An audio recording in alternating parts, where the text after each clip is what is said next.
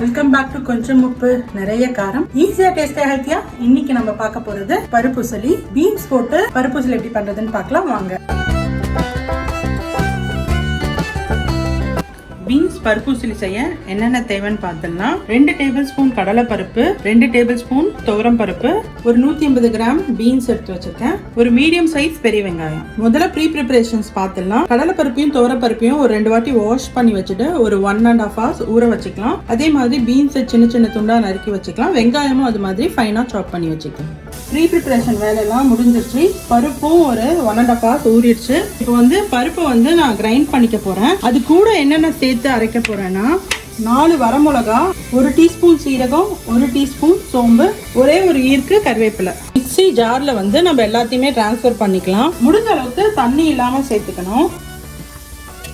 கடலை பருப்பு, துவரம் பருப்பு, இதோட வரமிளகா கிள்ளி போட்டுக்கிறேன். சீரகம், சோம்பு போட்டால் நல்லா வாசமாக இருக்கும். அப்புறமா கொஞ்சோண்டு கருவேப்பிலை. இது கோர்ஸாக நம்ம வடைக்கு அரைப்போம் இல்லையா, அந்த பக்குவத்துக்கு கொரன்னு அரைச்சிக்கணும்.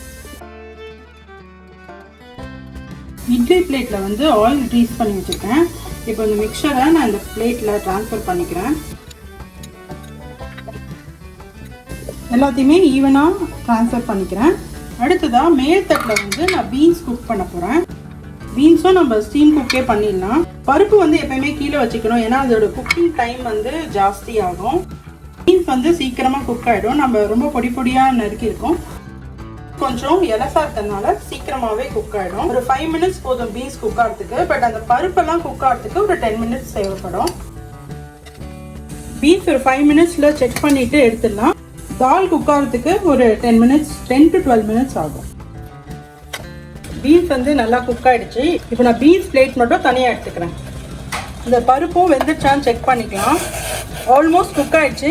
இன்னும் ஒரு 2 minutesக்கு அப்புறமா இதை நம்ம இறக்கி வச்சிடலாம். இறக்கி வச்சுட்டு நல்லா ஆறணும். ஒரு கடாயில் 2 tablespoon அளவுக்கு ஆயில் சேர்த்துக்கிறேன். எண்ணெய் காஞ்ச உடனே கடுகு சேர்த்துக்கிறேன். கடுகு நல்லா பொரியணும். கடுகு நல்லா பொரிஞ்சோடனே நம்ம பெருங்காயம் சேர்த்துக்கலாம். இந்த டிஷ்க்கு பெருங்காயம் ரொம்ப ரொம்ப முக்கியம்.